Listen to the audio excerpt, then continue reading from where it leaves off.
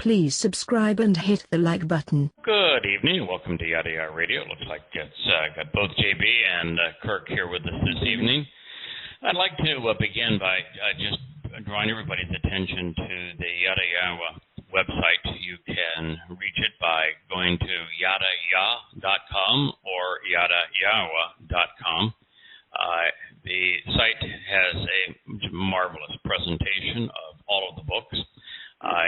As of sometime next week, I would expect that the first volume of what was the Introduction to God, which is Debatim, words, will be posted. It's about 550 pages, and it is comprised of the original introductions to the Introduction to God, plus, in addition to that, it has a new chapter that is one of the most provocative and interesting thus far. It's Why You, Why Me?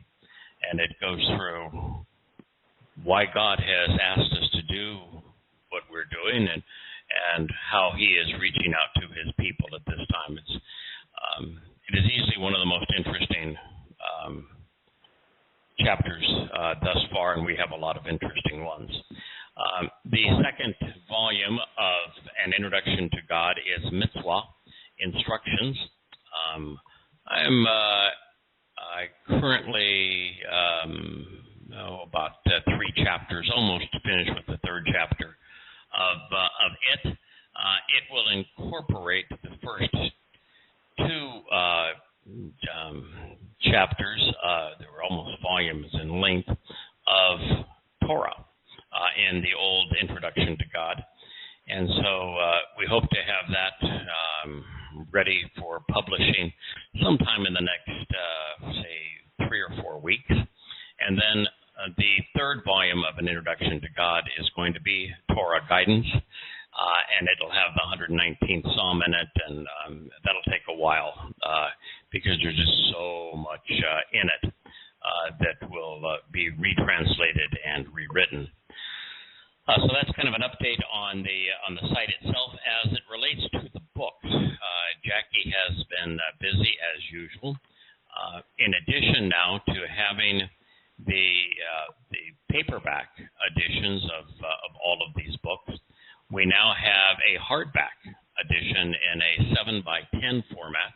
So it's a taller, wider format, but actually hardback, and they are beautiful. I have about 2/3 now of the collection in hardback. The rest are making their way to me out here in the outer reaches of the Caribbean Ocean, but they are indeed beautiful. So I would encourage those who are listening who want to be able to have and give away both softbacks, paperbacks, and hardback versions of Yada Yah to go to the site. It'll take you directly to those on Amazon, as well as every chapter of every book is available in its entirety on the bookshelf, as is every audio program that we're doing.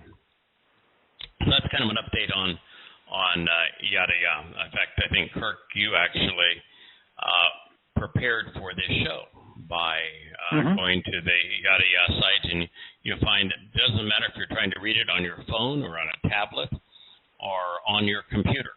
It reads and presents beautifully. And it links to all of our favorite sites, including James's Yahowah Bereth. So it's much more comprehensive in that regard as well. I'd like to begin where we left off last week. We had just come out of our discussion of Yirmiyah 31, which is a prophecy that is as important as any in the Torah, prophets, and Psalms, in the Tanakh, as religious Jews would call the Old Testament, although we don't use that term. I don't have any problem with the Tanakh. It's an acronym of Torah writings and Torah prophets and writings. But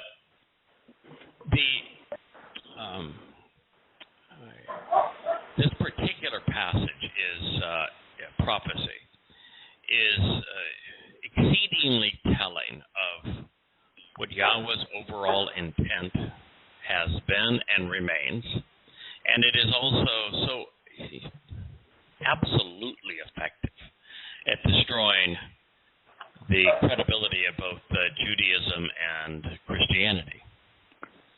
And the reason I say that is that God specifically says that as Yahowah, it is his intent, in short order, to reconcile his relationship with Yisrael and Yehudah.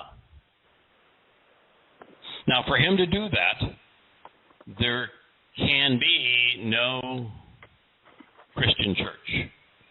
There can be no Gentiles in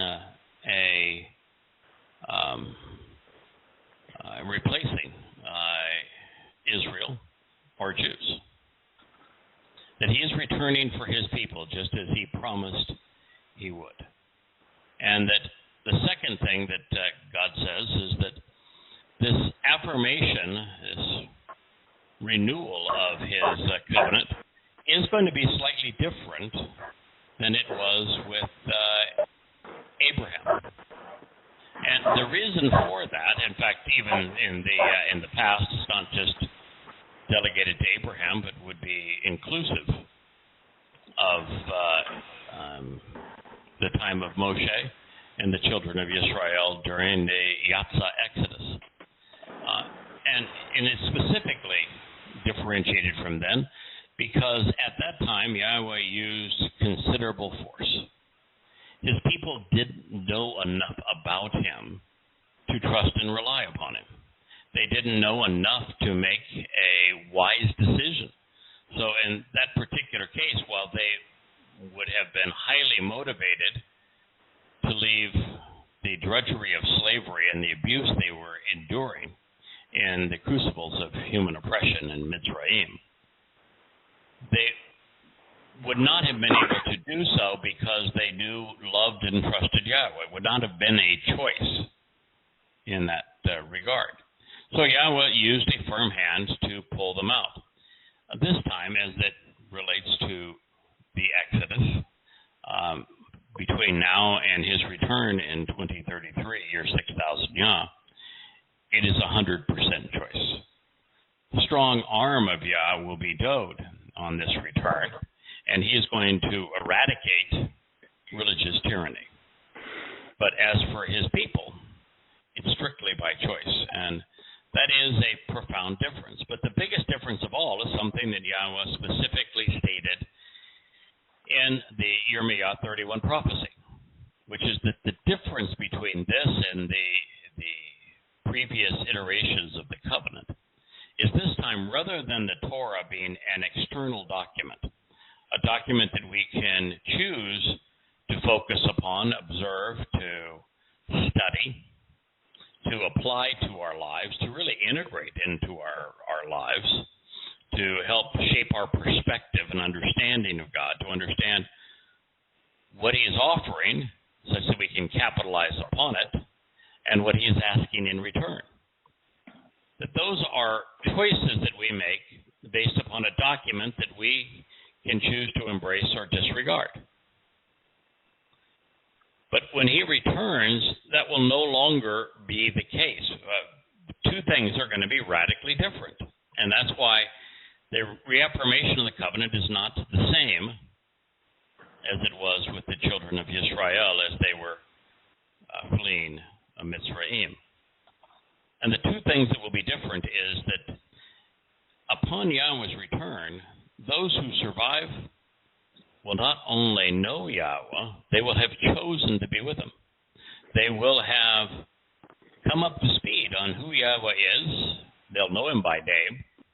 They will welcome him back. They will have met the 5 conditions of the covenant. They will have embraced and benefited from the 5 benefits of the covenant. In other words, at that point, everyone who is going to greet Yahweh is going to be covenant. They will have made their choice. So at this point, having chosen to observe the Torah, Yahweh can do something extraordinary. which is that he can literally incorporate it into our lives. He can write it into the fabric of who we are. Now, that's extraordinarily different than us striving to read and study this document. Mm-hmm. Now, I happen to like where Literally we are part now. of our DNA. Yeah, literally. Just as DNA is an alphabet, you're right, JB. He's going to write it inside of us. He actually says he's going to scribe it inside of us. Now, I happen to like where we are now, because this is a wonderful time for us to go on a voyage of discovery, for us to explore through these words, and then for us to do something extraordinary, which is to encourage others to join us and to be part of the covenant. We will never have that opportunity again. There'll be lots of exploration in eternity, but the exploration is not going to be through the covenant. I mean, through the Torah. And so this is an exceptional time where we can make an extraordinary difference. But as we reach Yahweh's return in 2033, year 6,000 Yah, that will no longer be the case. There will be no one else to bring into the covenant. There'll be no one else to teach how to excel in the covenant. So a program like this won't be necessary. Books like Yada Yah will have done their job. Now, the second thing is that we will all have received the benefits of the covenant, which means that we're going to be immortal, we're going to be perfected, we're going to be enriched and empowered, adopted children of Yahweh. And recognizing that as spiritual children, we're going to have access to all 7 dimensions, which we currently have access to 3. And that we have access to the entire universe, which at this point, many of us can't wander very far from where we were born or where we live. Mm-hmm.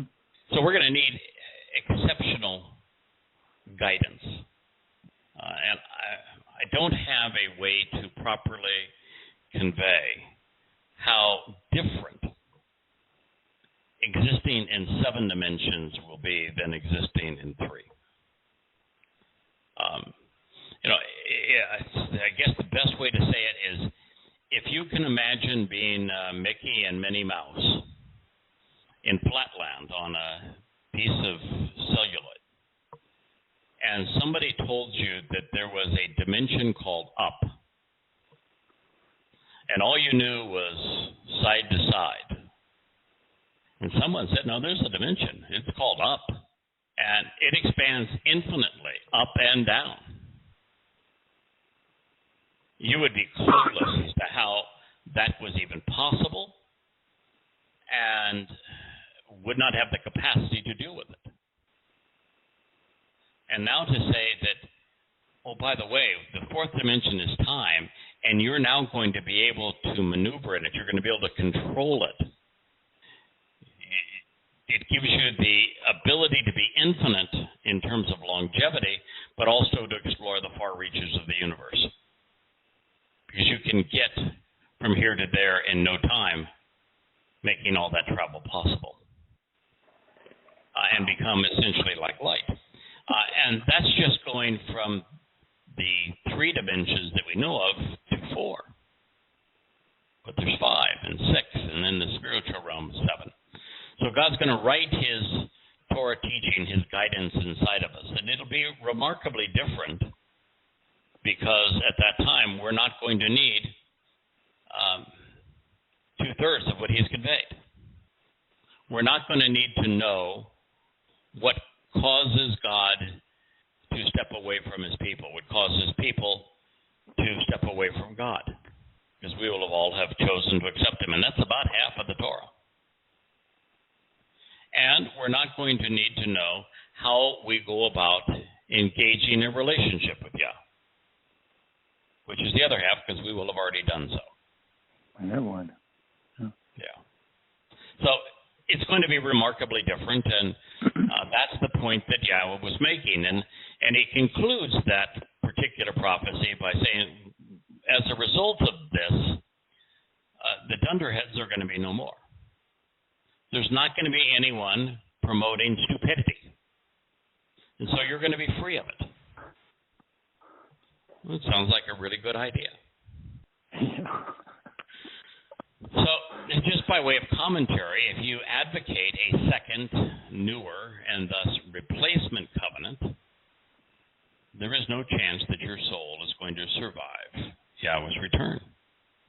If you remain intent on frustrating the promises God has made to his people, Yisrael and Yehudah, claiming them for your church or for your race in the case of Islam, you were nearing the termination of your existence. Should you be curious, rabbis claim, and do so with all evidence to the contrary, that their Talmud dates to the time of the Torah.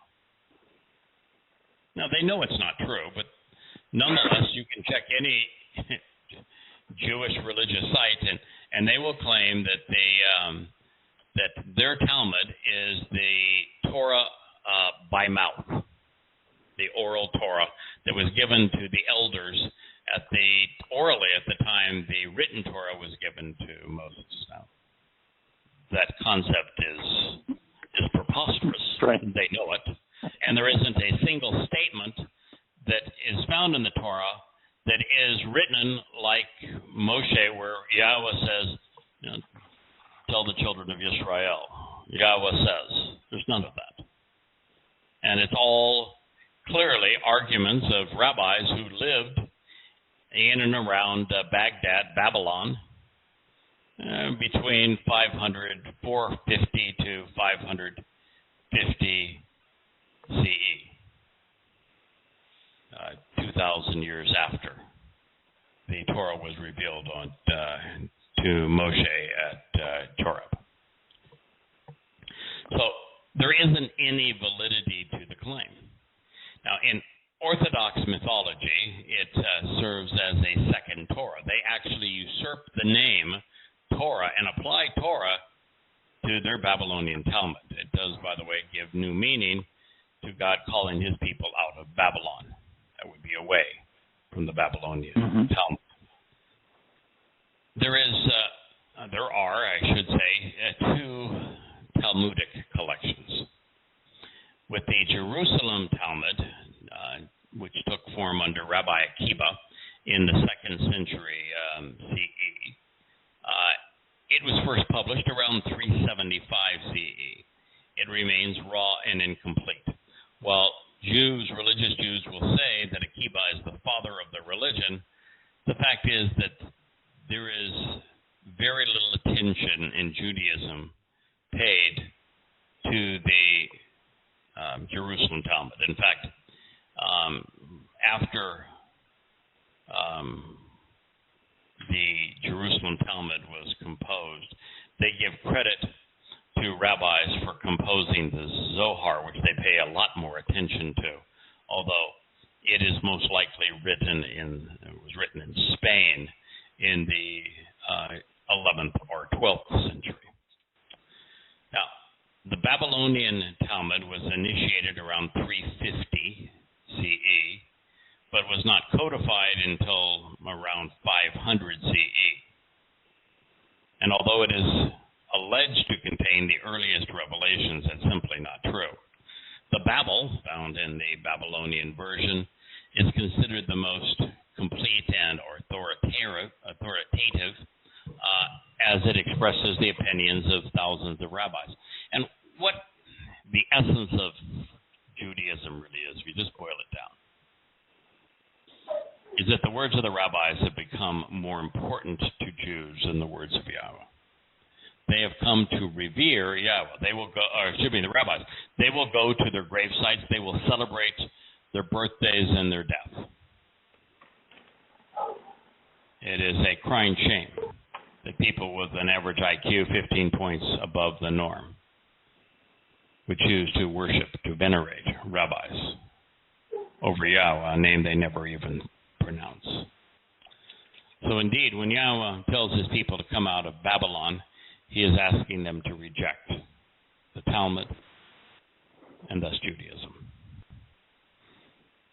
Now, as an interesting curiosity, the Christian New Testament and the Talmud were actually comprised in the realms of ancient rivals, and really at the same time, with the Christian scriptures composed and compiled in the Greco-Roman world. The Talmud took place in Persia. The Jewish scriptures were not only codified contemporaneously with the Christian canon under Constantine and Eusebius, these resulting tomes would assure a continuation of bitter rivalries.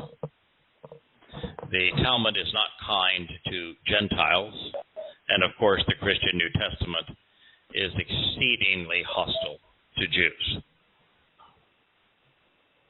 The Talmud, which means to study according to Jews, but more correctly, it means to impose and dictate religious edicts, is composed of Mishnah, repeated study, which is actually the rabbinic oral law called halakha, and the Gemara, which is the completion, which are rabbinic opinions and arguments. The Babylonian Talmud is the centerpiece of rabbinical Judaism.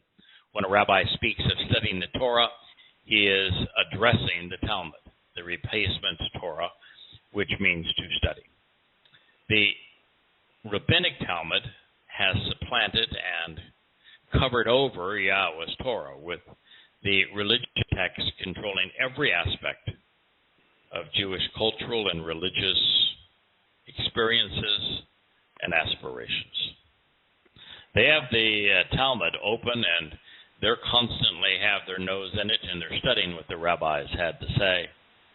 As for the Torah, they put it in a little dress-up. They dress it up like it's a whore and kiss it and carry it around with a crown.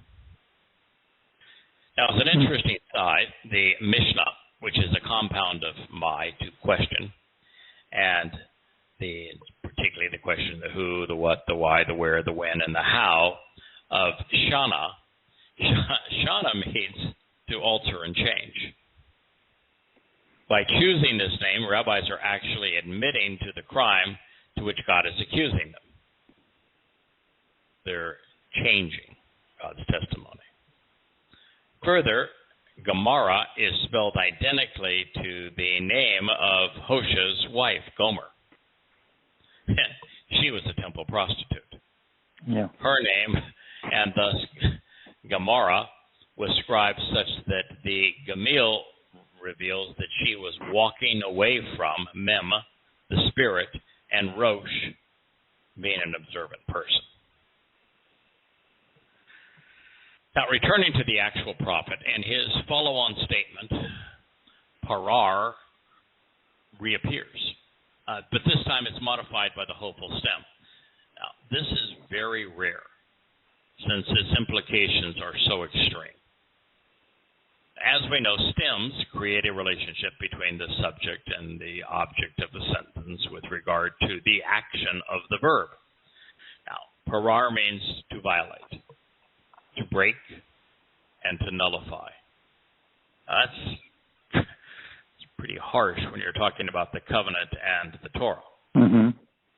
But when these concepts, which are so caustic to a relationship, are taken to the extreme extent of the hopeful stem, it would be unwise for us to gloss over it. The hopeful is the passive counterpart to the hiphil stem, which is particularly important because here, the last time parar was stated, it was shaded by the hiphil, something we discussed in our program a week ago.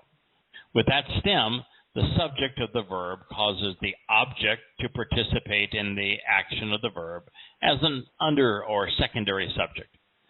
In that case, Christians and Jews directly caused the covenant to be nullified by breaking it into two parts. And in the process, they made the result the resulting covenant, their covenant, a source of frustration like themselves. No, that's not good. But now in the hopeful, it means that if Yahweh were compelled by Christians and Jews to nullify his covenant such that he had been forced to create a second, the unintended consequence would be to frustrate his purpose. Furthermore, when we consider Yahweh's reasoning and what follows, we should keep in mind that the ploys the religious have festooned are exceedingly telling. Jews claim that rabbis have replaced the Lowy Cohen, the Levite priests, and Hashem's Torah teaching with their Talmud study, while Christians have replaced Yisrael and Yahudim with their New Testament. All right, so this is Yirmiyahu. We're now in the 33rd chapter, the 21st statement. Moreover, if that is so, which is Gam, my covenant, Bereth Ani, would be broken and revoked through compulsion by creating a second variation outside of the auspices of free will, parar, with Dode, my co-worker. Before we go on, think about that. Moreover, if that is so, my covenant would be broken and revoked through compulsion by creating a second variation outside the auspices of free will with Dode, my co-worker.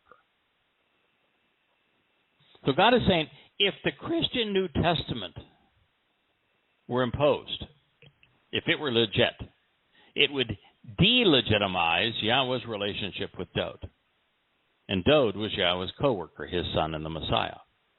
And indeed, that's exactly what happened.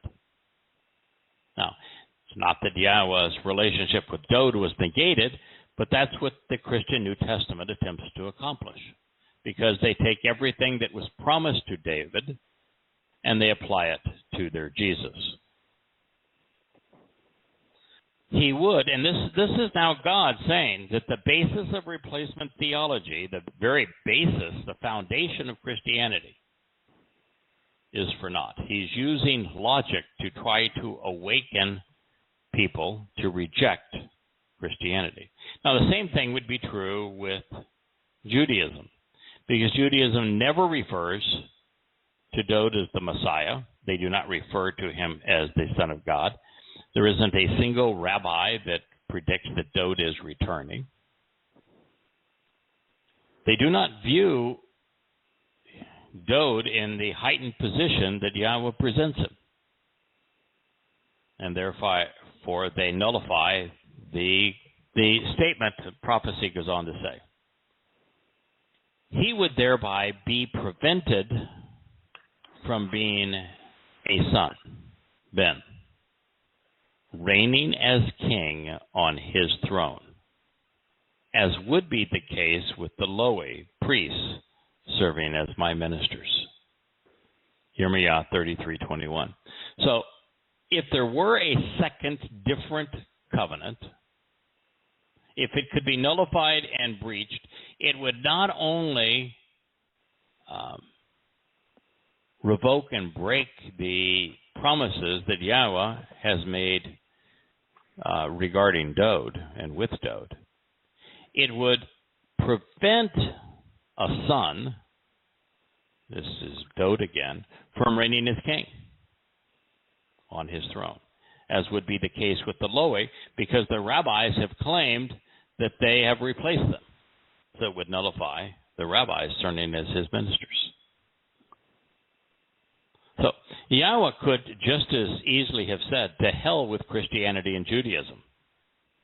Because if he were forced against his will to break his covenant, frustrating his attempts by breaking it into two parts, then his promises to Dode and his instructions regarding the Lowy would be nullified. and that God would become untrustworthy. Now, Kirk, before we began this program, you told me that you did a little comparison between this translation that I have here and what is in English Bibles. Well, it's first of all, I went to 37 sources trying to find anything that would come close, and without twisting. They're very good at twisting.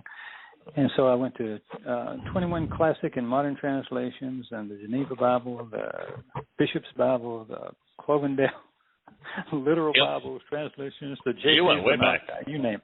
Oh, yeah. You. The Jubilee Bible, which calls David a slave instead of an associate or co-worker. I don't even like the word servant. I don't even like the, So thus free will means nothing. So they do these little tiny things to just destroy all the concepts we know are true. Yeah, like Ebed is based on Abed. And Abed. Yeah, and Abed means to work. Mm-hmm. So while it is in a certain context, you can be compelled to work for others without remuneration, where they have absolute control over you, you would be a slave. Yeah. But when you see F before Dode, and it says with Dode, and then it has Ane associated with the bet, you would be wise to rely on the primary definition. You wouldn't go to the secondary definition unless the context dictates it. So Dode is my coworker. He is my associate with God speaking. You could say he was your servant, but the problem with the servant is that it's a paid person. Yeah, and a servant is beneath the status of a son.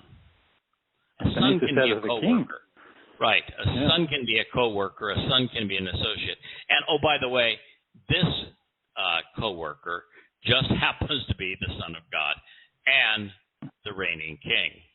So, I like, you know, if you have the opportunity to use the primary meaning based upon the verbal root, which is to work, it's pretty stupid to go away from it. Well, even the first use, on that one is in Genesis, Bereshith, and it says he put Adam in the garden to tend, to keep it, and to nourish it, with a metaphor like nourishing words, to nourishing water. So he put him in the garden to work it. Yeah, you have to throw away every concept we know. So I asked these questions of myself, because I'm sitting here, late at night. Yeah. And they come to me, so I said, why would Yahweh want anyone else to reign over Dode's family, even if the descendant was through the line of Yehuda? I mean, what would be the point to bring Dode back to life so he could be on a vacation? Question mark. Or who was there in all of Yah's experience that you would put above Dode? Who could fill his shoes? Yeah, who could fill his shoes? That was I would say that there is one person who would come close. Moshe. Yeah. Right? But he was Moshe is pretty extraordinary. Yahweh and Moshe had a great relationship. Moshe was a man of extraordinary character. Moshe turned out to be exceedingly articulate, tremendously bright, a very quick study. I mean, the more you read the Devarim and you read about Moshe's past and his dealings with his people, gotta love the man. So, is it possible that Yahweh would say, I could put Moshe above Dode?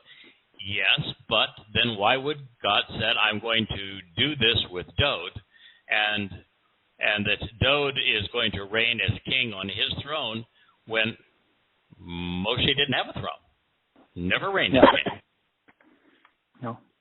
No, never was king. Moshe was responsible for liberating the children of Israel from religious and political oppression, so that we would understand what God is trying to free us from. And he was given the opportunity to scribe Yahweh's Torah, teaching, and guidance. and to shepherd the people to the promised land. This is a marvelous thing. Dowd was handpicked by Yahowah to be his son, to be the anointed Messiah, to be his chosen one, to be the branch from which everything grows, to be Yahweh's co-worker, to be a Zeroah, a protective ram, to be the Son of God, to be the king over Yisrael, to protect the flock, to be the ultimate shepherd, and to return as brilliant as the sun, to sit forever on his throne beside Yah. Dowd is the result of the Torah. So while Moshe delivered the Torah, Dowd is the result of the Torah. He is the living embodiment of it. He is the fruit of the covenant. Good point. And so that's who he's talking about when he says, Dowd, my co-worker. You know, that's going to come in as the son to reign as a king. So I interrupted you. I'm sorry. I've got that tendency. No, that's all right. I had two other points that would just scream out if you're a Christian moving in, reading this for the first time or fairly new to the family group. You also have to keep in mind we know what his promises are. We've been studying for the last 2 or 3, 4 years on Dowd, and this violates all the promises that he made to Dowd. I mean, so that makes Yahweh a liar. So it makes him right. And that's God's point here. You know, that's God's whole point. If there is a replacement covenant through the rabbis or through Pauline Christianity, if there's a replacement covenant, then everything he's promised is nullified. Yeah. So think it through. If you're religious, you are in essence saying that everything God stood for and did and promised is nullified. Means nothing. So what in the hell good is he? Yeah. That's a valid point. Now, something you often say is, you know, here's Yahweh's name appears 7,000 times, and probably Yah in connection with it, which is also his personal and proper name, not complete but shorter name. That appears probably 33,000, maybe 3,500 times. So the only other name after that it would be Dowd, which is 1,075 times. And Yosha's name appears nowhere, and that begs the question: if you're thinking about Jesus, who is Yahweh saves, if Yosha is designated as the new king, the new shepherd, he wasn't a shepherd, he wasn't any of those things that Dowd was. You got a real big problem. I would have a real big problem if I believe that. What do I do with Pesach Ayel if he returns? Right. I mean, if he returns, I'm dead. Passover lamb, I'm dead. If he's saving himself, he comes back to life. What sacrifice has he made if he comes back to life? Yeah. So that's untenable, rather, not defensible at all. So what do you do? So there wasn't any translation of Yirmiyah 33:21 that even approximated this? Well, they twist it so much that it becomes useless. You have to go back and redo it. I mean, JB has no problem with that. You have no problem with that, and I can get there slowly.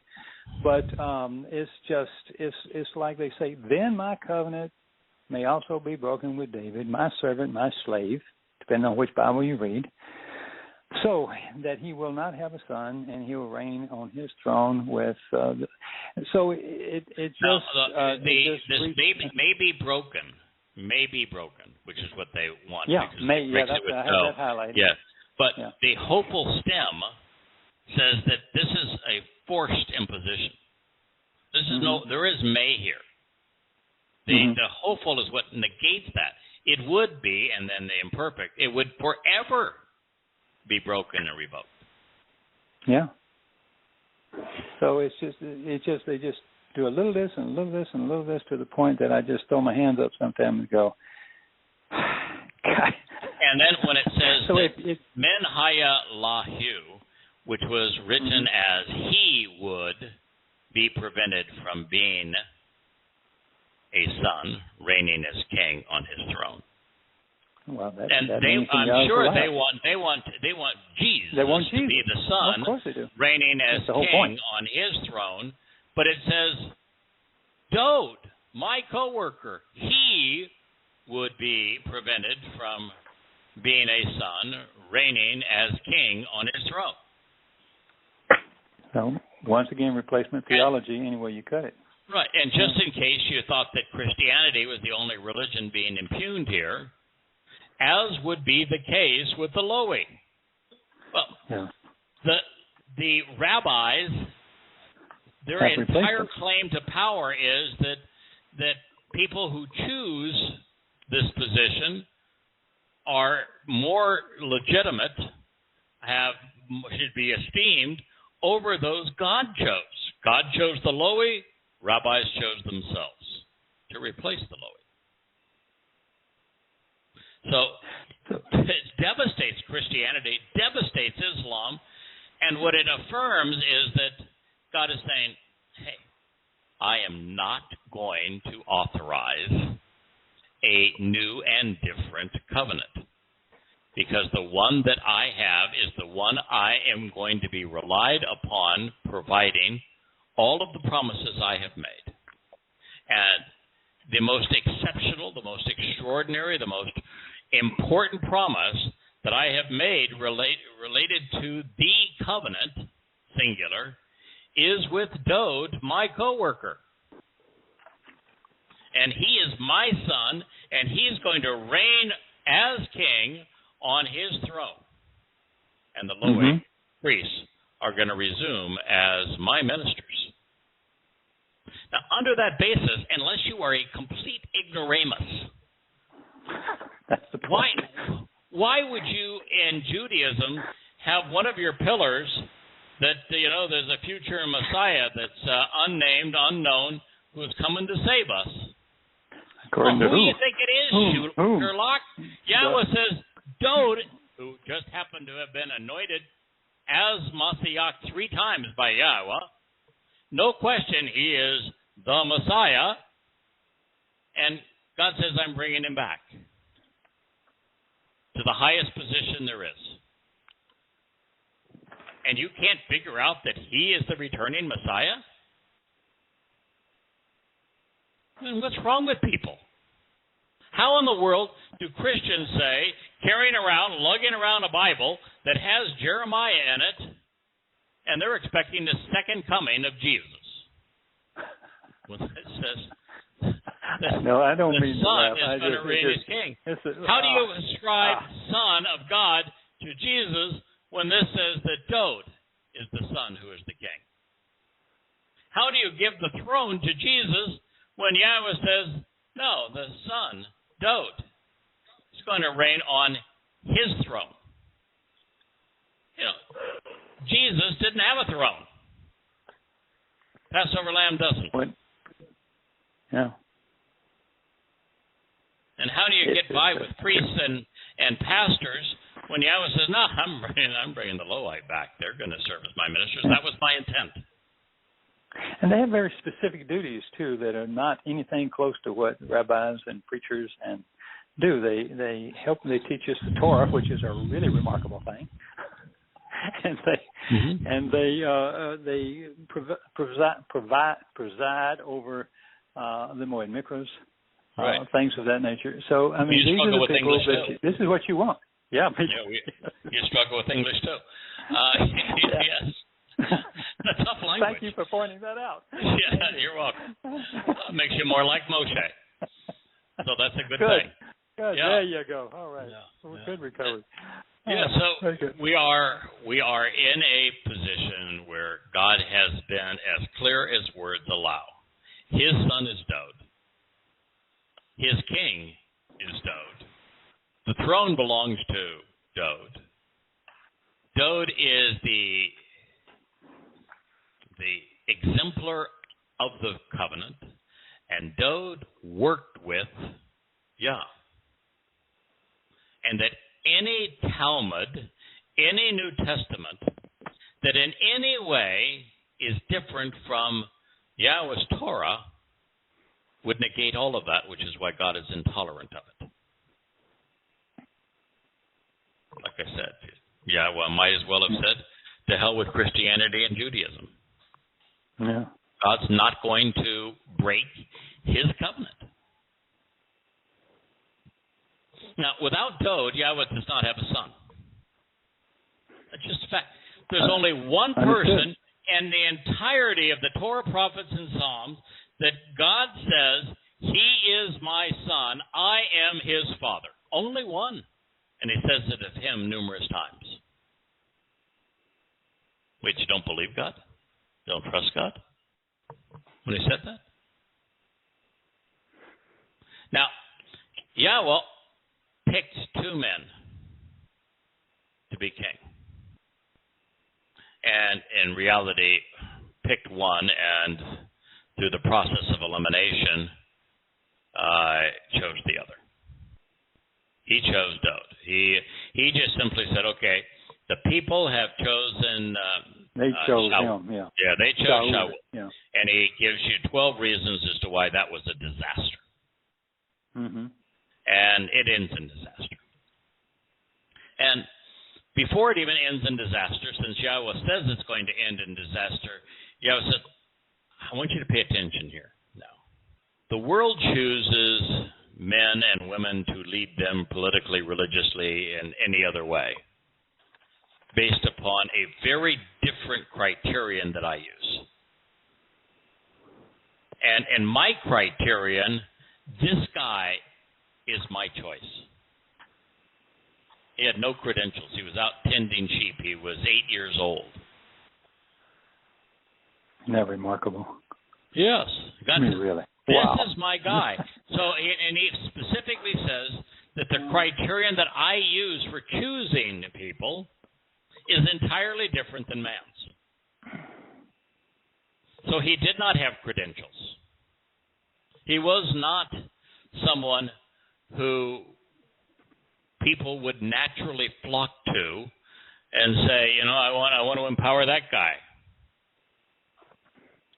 So what was it about this guy that was so different than everybody else, such that God says, this is what I'm looking for? Okay? He was brilliant. Okay? Now, we aren't all born with the same speed of processor. Some of us process information faster or slower than others. We weren't all born with the same ability to use logic and reason to make the connections and to be discerning such that we can go from knowing to understanding. Our memories are not all equivalent. Our retention is not the same. We have different motivations, different drives, different proclivities, different attributes. But with Dode, he was brilliant. God found that appealing. Now, we can't all be brilliant, but what we can do is we can capitalize on what we have been given. When you exercise your mind and you focus on the input of sound material, it's amazing as to how much brighter you become. So here's Captain Kirk, who is an artist, and he's spending his evenings here.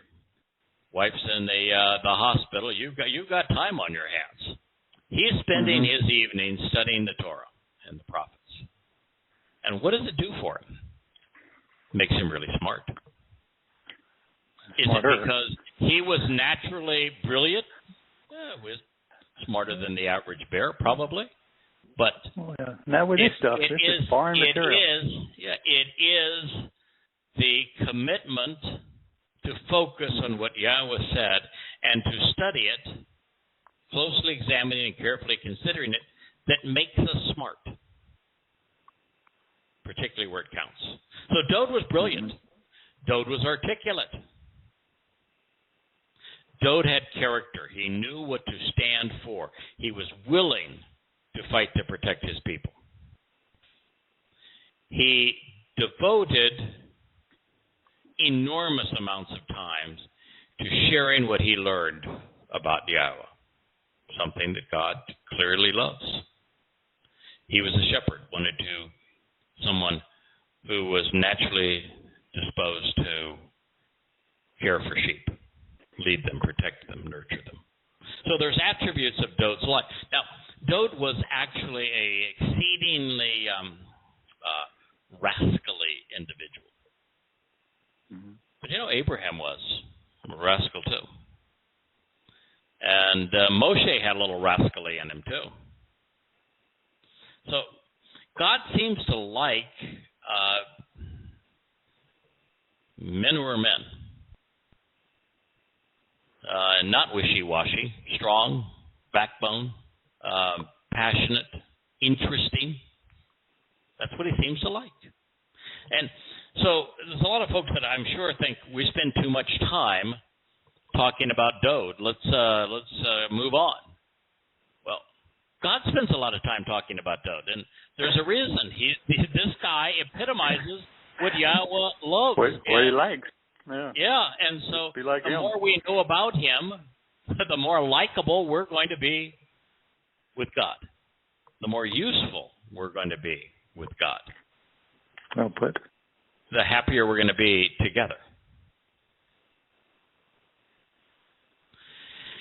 Now, this difference between Dode and Yahowah, as I said, only has one son to place on the throne, which speaks volumes about the appropriateness of limiting Yahusha's role to that of the Passover lamb. As the Pesach El, Yahusha, Jesus, no longer exists to fulfill the role of Son of God. He was never Son of God. He will never be the Son of God. And in fact, calling him the Son of God is absurd. Because the only thing that made Yahusha unique was that to fulfill the promise of providing the Pesach El, which Yahowah made to Abraham,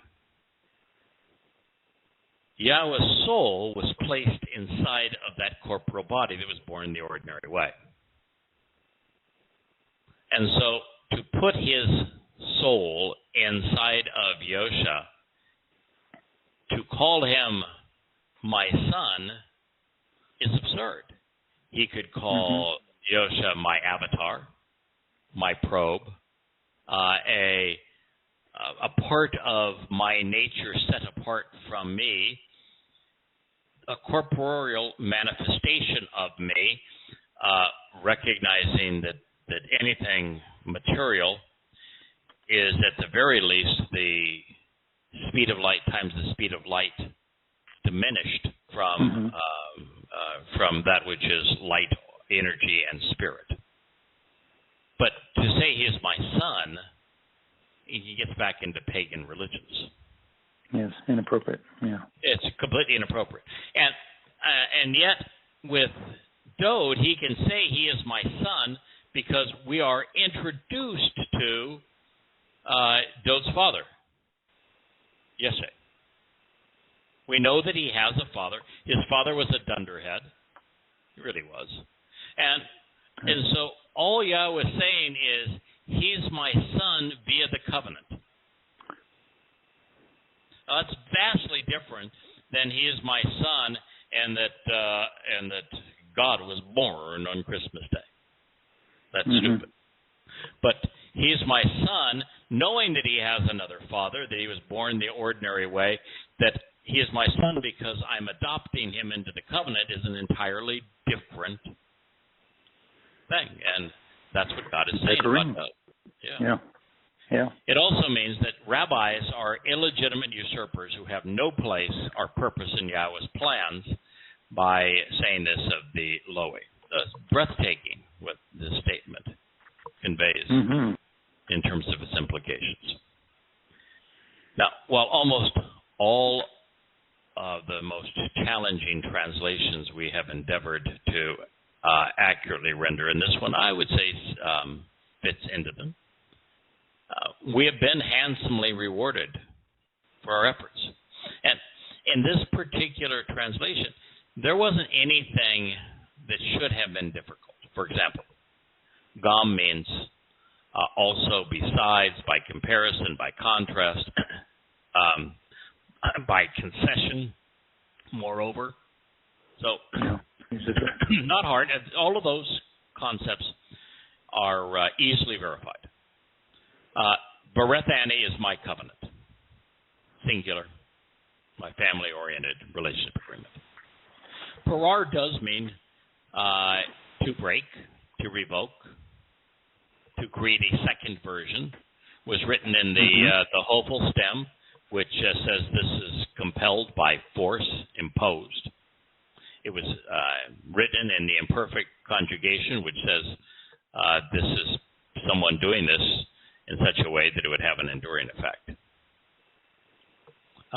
Dode is not complicated either. It's with Dode. Dode is the name of the king of Israel, the Messiah, the shepherd. It means beloved. And Ebed, we've talked about, is the most direct definition of Abed, particularly Abed Ani would be my coworker, my associate, my assistant, the one I work with. Any of those would be appropriate. So the introductory sentence, Kirk, there really is nothing that you could change to say, nah, I'm not going there. Straightforward. He would thereby be prevented from being. Men haya lahu. Men is from. Haya is to exist. La is a preposition. It means toward or concerning, as a result of, thereby. And hu is him or he. There is no question here. These words are all exceedingly common in Hebrew. Each of these is written more than 1,000 times. So he would thereby be prevented from being a son. No definite article, so it isn't the son. It is a son, because there's more sons in the covenant. Reigning is king, Malak. Malak means to be coronated, considered as an advisor, as a leader, as a counselor. Very similar to Malak as a messenger.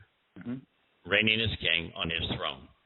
Al-Kesehu means his seat of honor. As would be the case with Wa'eth, the Loe, Ha-Loe. Loe means those who attend to and join together. They're commonly called the Levites, acting as priests, Ha-Kohen, ministers and advisors, serving as my ministers and advisors, Sharath Ani. So then the only term here that isn't used hundreds, if not thousands of times, is Sharath, ministers. And it follows priests, so it's almost self-defining. So to screw that one up, you got to work at it. Yeah. So if Yahweh was promising, go ahead. I'm sorry. Go ahead. No, I was just saying, and they do. They just got to put it in there somewhere, and they have to twist the English so as he should not have a son through his line, so they can get Jesus coming through his line. That's what it's all about. So the guy can preach it on Sunday. Yeah. It's just so the guy can preach Jesus is the Son of God, that Jesus is the reigning king, that Jesus has a throne. But guess what? If it did speak of Jesus, why did Yahweh say Dode? Yeah. Okay, and if it was speaking of Jesus having a throne, why didn't he have a throne? No. It was Jesus being called king. Why wasn't he a king? Last time I checked, it's not the king that serves as the Passover lamb. No. Last time I checked, the Passover lamb does not sit on a throne. Last time I checked, the Passover lamb is not a son. So, it cannot apply to Jesus. Mm-hmm. It's just like everything else. There is not a single prophecy that mentions Jesus. Not one. Mm-hmm. Not necessarily 100% accurate. There is one mentioning Jesus as the actual term Yosha, returning from Babylon in captivity, serving as a high priest during the rebuilding of what now becomes the second house of Yahowah. But in Zechariah, it says he's really filthy. He has all sorts of issues. That's hard to deal with. And he needs to be cleaned up. And that the guys that are associating with him are scumbags. So, probably not prophetic of your Jesus. Dump that one. I'm sorry. And Yosha ben Nun is always presented as Yosha ben Nun, he was Moshe's successor, and it doesn't ever speak of Yosha ben Nun serving as the Passover lamb. It never says that Yosha ben Nun is going to return. It never has Yosha ben Nun as a king, never has Yosha ben Nun as a Messiah. So he didn't work either, and that would be it. So, for you to take the Passover lamb and turn him into a man God, the Son of God and the Messiah, you have to take all of the prophecies that were actually made about the Son of God and the Messiah and the King of Kings and the one who is returning, and you've got to say, God of the Old Testament wasn't very bright. Couldn't keep his name straight. Every time he mentions Dode, even though he really was a guy that existed, even though he was the author of the Mizmor, Psalms, and the Proverbs, forget it. That's not who he's talking about. God wasn't capable of saying Yosha's name, and this applied to him. And so the single most important person in Christendom doesn't get a single prophecy that names him by name. So they're desperate. That's why they do this. Yeah. Keep their party going. If Yahweh's promises are true, these religions are false. Likewise, they remain false if God's promises are unreliable and unfulfilled. It's a lose-lose game for Judaism and Christianity. The religions lose either way. Fortunately, for the sake of the covenant, while the religious are liars, Yahweh is trustworthy. And that's the point. And so this is good news.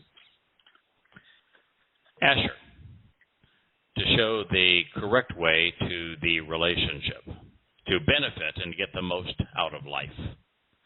The vast array of heaven's spiritual messengers, Shabbat ha-Shamaim, the ranks of these spiritual implements out of the heavens, are innumerable. Lo, Shafar, without census, beyond relating a number. Before we go on here, Yahweh constantly refers to himself as Yahweh Shabbat. It's it's changed to the Lord of Hosts in your English Bible. And Shabbat means vast array.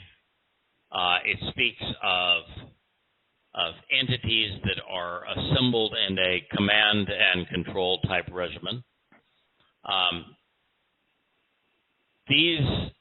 The Shabbat are Yahweh's spiritual implements. They're heavenly messengers.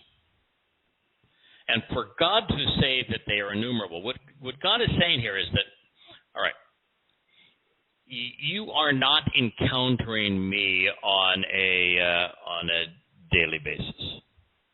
In fact, the last time that I made a showing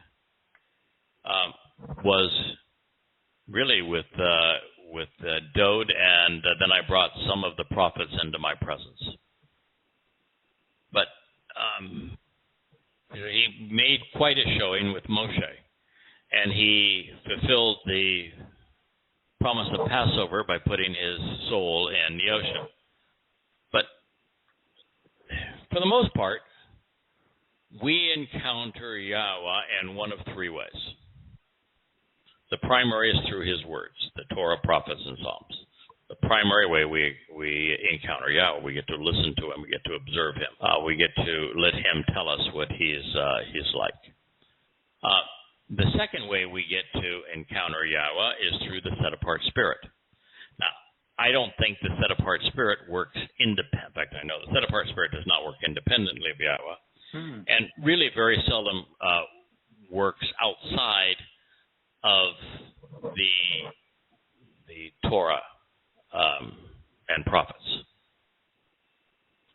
So if you're not focused on the Torah and prophets, you're not going to benefit from the set-apart spirit. And the third is through Yahweh's Malach, his spiritual messengers who are arranged in the Shabbat. And the reason they're important is the world has bought into, in case of Jews, a violation of the covenant called the Talmud. And the most popular religion on earth has bought into a second covenant, violating the first with a character named Jesus. And so to go against that takes a backbone. It takes a guy like Moshe that's going to stand up to protect his people. It takes a guy like Dod who's got character and wanting to stand up for his people. And Yahweh said, okay, Moshes and Dods are few and far between. So what I've got here is this vast array of spiritual messengers because they're here to protect you. My wife, every time I look up online and I say, that tropical storm that became a hurricane is now menacing. It was supposed to go right above us, and it turned. It's just, why are you even bothering to look? Fun. I look. I go, wow. Yahweh said that he's got this under control for you. It's you got them a lock. Don't worry about it. And that's what God's saying here. If you're willing to stand up for what's right against the Talmuders and the Talmuders and the New Covenanters, if you're willing to stand up against that, I got you covered. Don't worry about it. Also, just as the sands of the sea are beyond measure, in this manner and in this sequence of events, I will multiply, increasing in number, dimensions, and power, that which is associated with the seeds which were sown, my associate, who served with me. So, even if you were of the belief that somehow you could twist that last statement into it being about Jesus, even though God mentioned only Dod's name and not Jesus' name, even though he said he's my son, and he never says anything about that in Jesus, and he says it about Dod, that he's the king, and nothing of the sort is said about or happened to Jesus, and that he's going to have a throne, and nothing of that is said about Jesus, and he's coming back, and that he embodies the covenant, all of which is appropriate and consistent with what he said about Dod. He just reminds you, oh, by the way, this is all about the way that I am increasing and empowering that which is associated with what is sown by Dod. Now, of course, they'll twist that and say, well, the seed of Dod, well, that's Jesus. That must be Jesus. I'm sorry here, but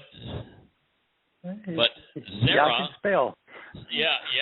Every time that Zerah is used, which means seed, that it is a singular term that always speaks of offspring, plural, and it speaks of that which was sown by. Well, that which was sown by Dode is the Mizmor, the Psalms, and the Mashal, the Proverbs. The reunification, the reunification of Yisrael, the establishment of Yisrael as a nation, the establishment of Jerusalem as the capital and heart of that nation. As the heart of Jerusalem, he was responsible for acquiring the Temple Mount. So to show the correct way to the relationship, Asher, of the spiritual realm, there are innumerable spiritual messengers. Also, just as the sands of the sea are beyond measure in this manner, beyond measure in the sequence of events I will multiply, increasing in number and dimensions and power, that which is associated with the seeds which are sown by Dode, my associate. When you see it as seeds which are sown, in addition to offspring, which would be the descendants of Dode, then you have an appreciation how what's going to be multiplied and increasing in number are the descendants. What's going to be empowered are those who are beneficiaries of the seeds which are sown. You need both. And by the way, you can't have something increasing in number if you want to claim that the seed was one and that it happens to be Yosha, because it is being increased in number. By being increased in dimensions and in power, Rabbah, then what you have is the fullness of the seeds which were sown by Dode, creating offspring of the covenant. And then Dode is once again called Yahweh's Ebed, my associate. And he is being brought back with a staff. The staff includes the Lowy. And you're right, the Lowy had two jobs. The Lowy were to help explain the Torah so people would understand, but their primary job was to officiate at the Moed Mikre, so that the people understood what they represented so they could capitalize upon them. That was their primary job. Yeah. Big damn job. You ain't kidding. We are doing our best to fill in their absence, the 3 volumes of Mikre, invitations, and Katzer, harvests, as well as Moed, appointments, are to do that job, to explain the purpose of the 7 Moed Mikre, to help people celebrate them in a manner that they can capitalize upon them and understand them. And we're not trying to claim the authority of the Lowy. We're just trying to do the job of the Lowy until the Lowy return and they're empowered, and that's what's going to happen. And of course, I was saying that the Lowy serve with me. Well, I tell you what, Yirmiyah's prophecy is so sweeping, and I read this as music to my ears, and I hope it is to everyone's. We're coming back to the Garden of Eden, the Garden of Great Joy, with Malach plenty to protect us, Dode to lead us, the Lowy to guide us. The words sown by the Son will take root within us, empowering and enlightening us while increasing our dimensionality. When Yahweh returns to reestablish his covenant and reconcile his relationship with Yisrael and Yehudah on Yom Kippurim in year 6000 Yah, his student and now our teacher, his son, the shepherd, the Messiah and King, the firstborn, the branch, the prophet, the psalmist, his beloved Dode. Boy, that's a lot of titles. Boy, it's a resume. Dode has more titles than Yahweh has, by a long shot. He was the student, our teacher, the chosen one, the set-apart one, the son, the the shepherd, the Messiah, the king, the firstborn, the branch, the prophet, the psalmist, and Yahweh's beloved. Yeah. Dove y'all got to deal with some real brilliant ones, and then Dode had to deal with all of us. Yeah, and Dode was right. So he needs a lot more titles. Yeah.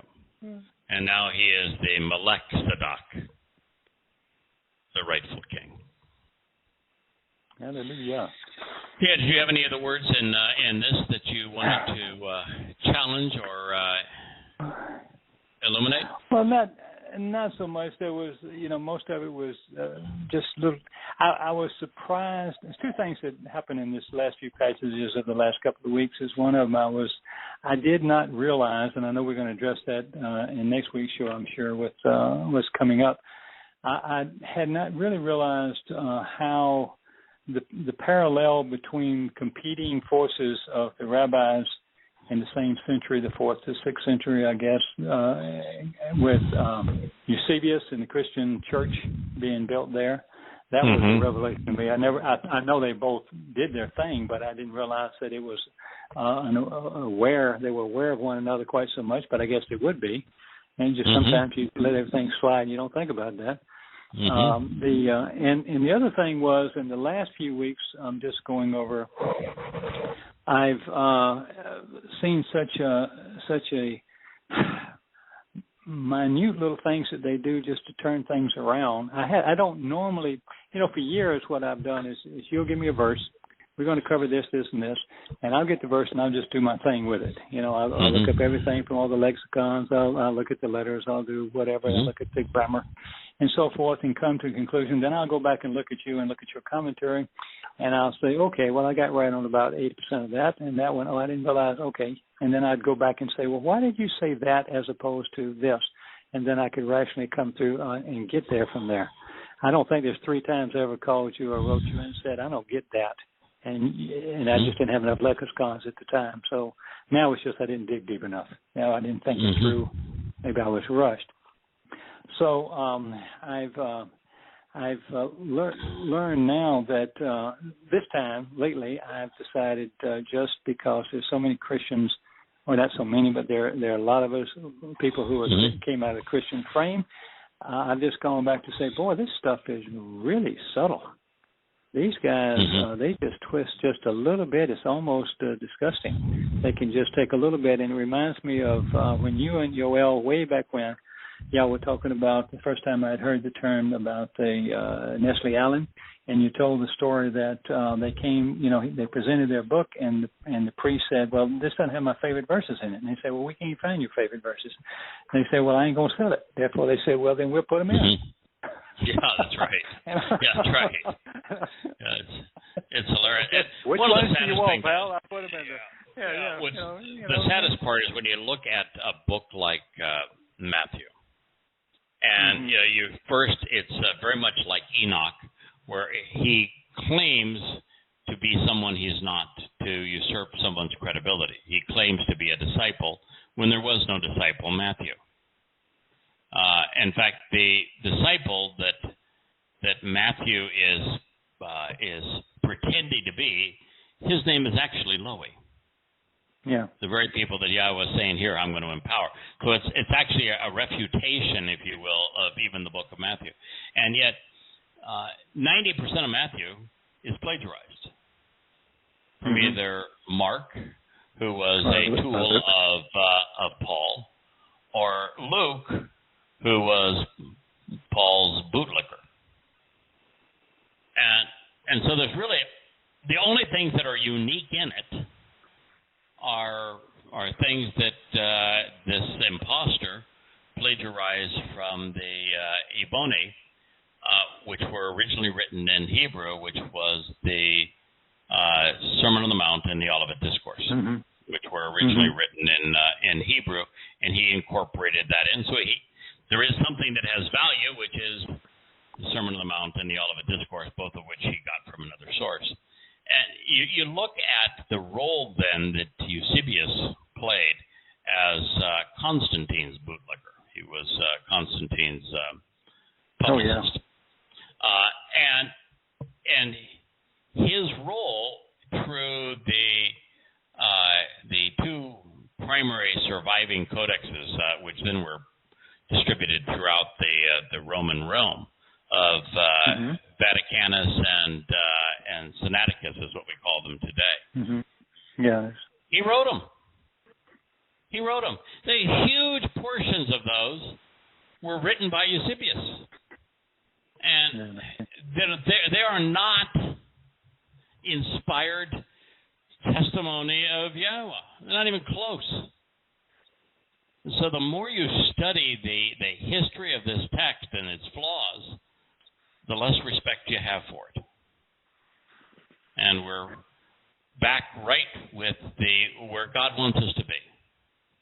It's about my covenant, about my Torah, about my son who happens to be Dode, the king that I chose, Dode, who's the one I'm returning with, and we're going to reestablish the Lowy to serve underneath him, because I want to do away not only with Christianity, but also with Judaism. And oh, by the way, he was my associate. He worked with me. If you don't like work, if you are one of these people who would prefer to freeload on the efforts of others, you aren't going to like hanging around Yahowah. He's about business. He's about getting things done. He values work. And to work with him is the ultimate joy. Let me ask you one other thing, if I may, as we're counting down the clock here.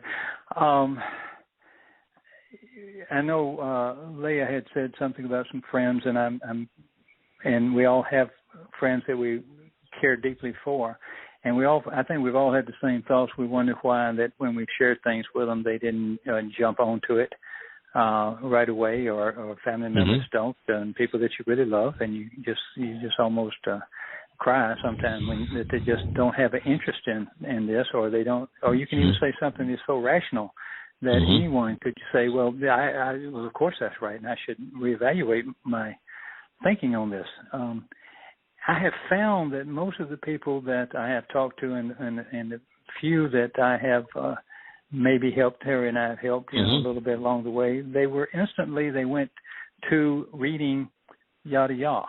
That was the one that was out first, obviously, or they read questioning Paul and so forth, and they were into it on their own. After a while, they got in. Now, we talked all the time, back and forth with people like that, and people that heard the show that wound up finding me. We talked at great length, and they become quite the studious person. You don't have to encourage them to do something; they just do it. And then there's that other set of people who I just don't understand at all. They cannot be that indoctrinated. They just will not leave their comfort zone. They just can't. You talk about Jesus. Remember the fallout you had when we said Dode instead of Jesus? Oh, my God. Really? Oh, that whole thing. When we said that Paul was the plague of death, and oh, my God. Paul was the plague. Oh, God, that killed everybody. Paul. He's a liar and the plague of death. And then, well, surely there's something you said that was worthwhile. Yeah, you say goodbye. Yeah, just goodbye. Don't want to be part of that anymore. But if you're going to do this, you need to go where the words lead. And what you find is that when you do go where the words lead, you go to a wonderful place. Yeah. You go to a place without conflict that's uplifting and free. I know we say that it divides family and so forth, and then some people just may not want to be any part of this, reject it totally, and then you're left hanging. But this is too good to be true. I mean, it's not too good to be true because it is true, but it is just too good to avoid. This just it hits on every. You mentioned Leah, my wife, and you say, okay, so she is sometimes frustrated because she does not know anyone who has accepted the covenant and Yahowah of her people as a result of her personal outreach. And yet, she is one of the most important people in the covenant family. Sure. And part of that is because she is the one who came to me about over a year ago and said, I'm not handing your books out to a fellow Jew. The fact is, based upon what you have written recently, they are terribly outdated. Now, based upon coming home, you've come home, and now you've got to bring the rest of the books home. And then she went one step further and said, we need a unified look for these things, and she came up with that white and gold theme and that print style and the unified theme that Jackie is now using for all of these books. And, it took already a year and a half out of my life. It'll take another year before we're done. But it was the best thing that could possibly happen. So she really positioned all of this such that it's now vastly better presented for its intended purpose, which is to be a tool that Yahweh uses as a sign to call his people home. And it's now focused on the seed of Dod. And so she was absolutely right. It's going to have a profound effect.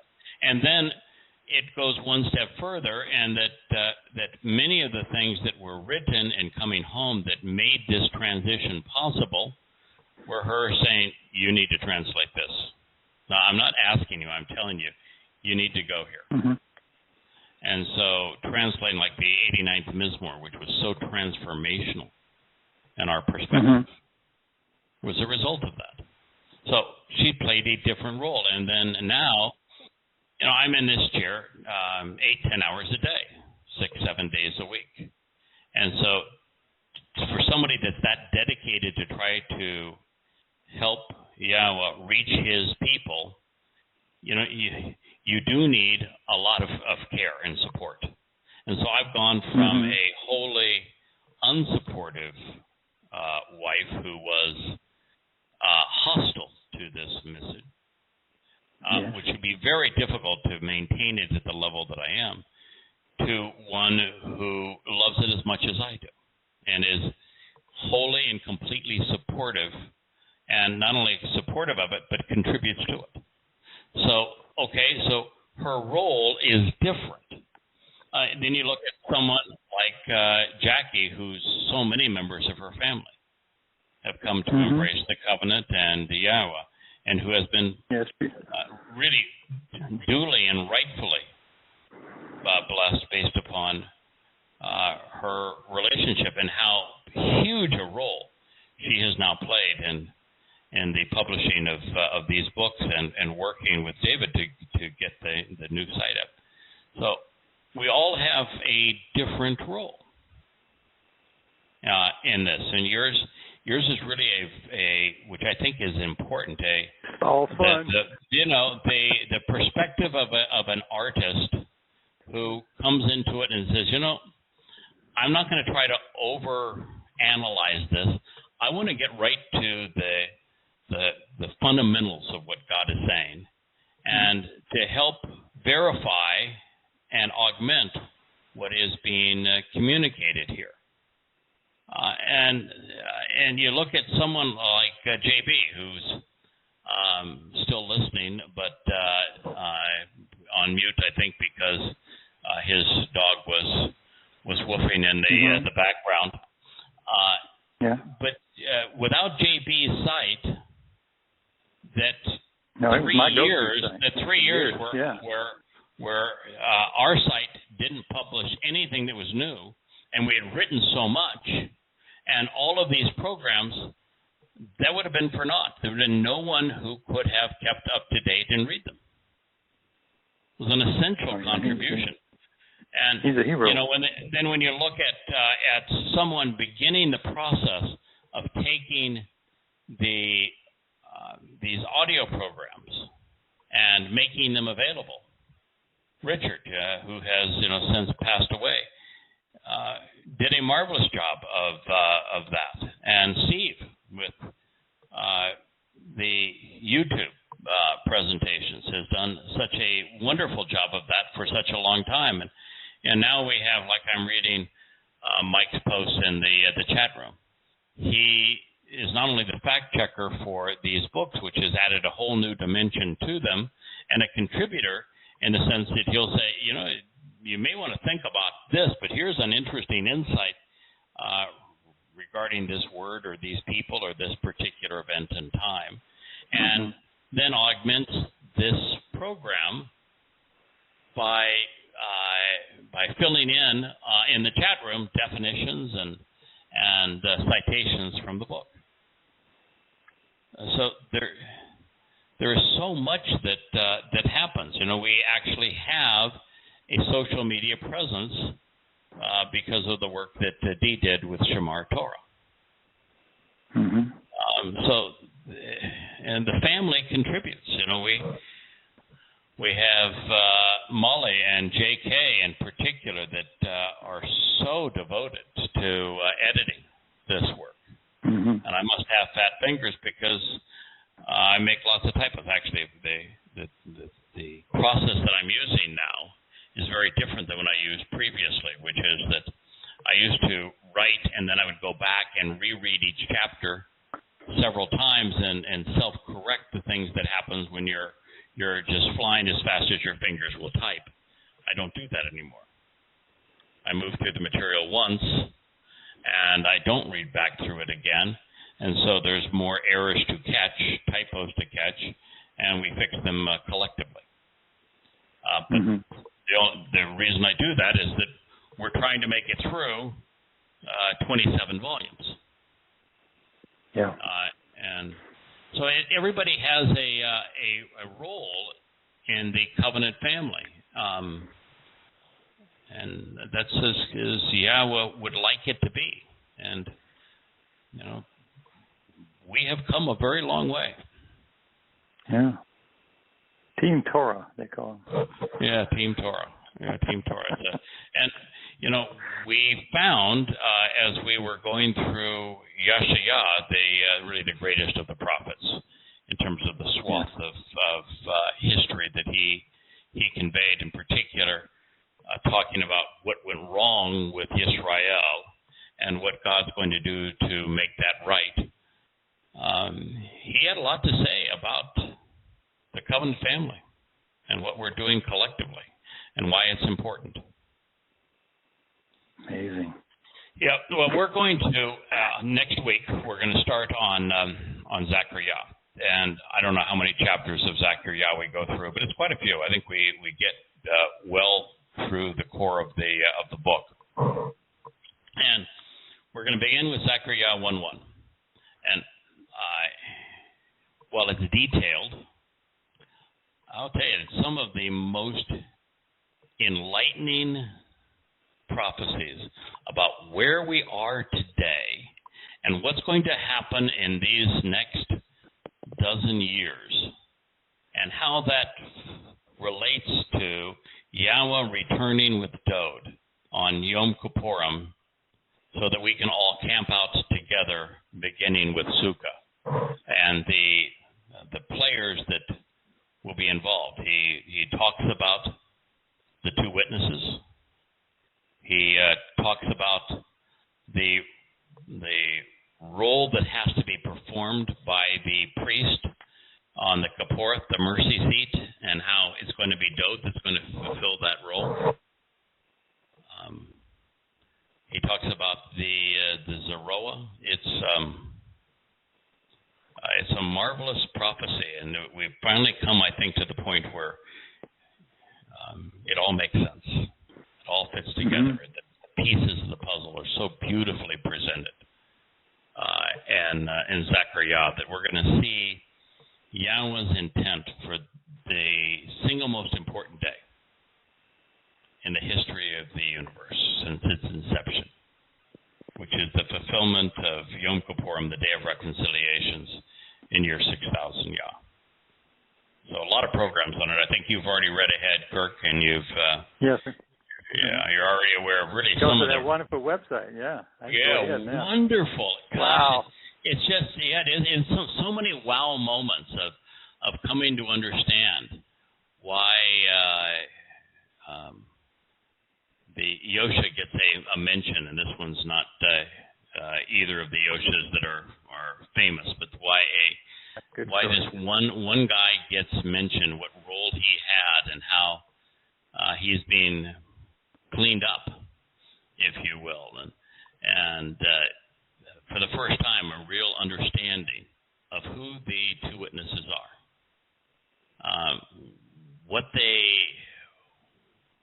they're there to accomplish, what their relationship is to the menorah, to the olive, and why Yahweh spoke of them in this context of Yom Kippurim as not a prerequisite, but as something that is going to occur prior to his return. So, it's just a great exploration through the words of a prophet that will take us right to God's return and subsequent camping out with him. So may Yah bless. Thank you, Kirk. My best to you and yours, and we'll be at it again. We'll start on Kippurim. Reconciliations is the second chapter of Kippurim in the volume 6 Moed Appointments of Yada Yah.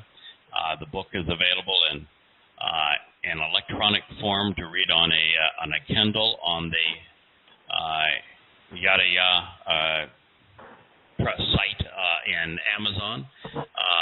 It's available in paperback. It's available in hardback. And it's also available free at yadayah.com. So we'll begin Chapter 2, Kippurim Reconciliations. This particular chapter is called A Prophetic Portrait. May God bless. Look forward to being with you next week. Good night. Great. Bye. See you next week. Bye, Shalom. Bye, Shalom. Good night, JB.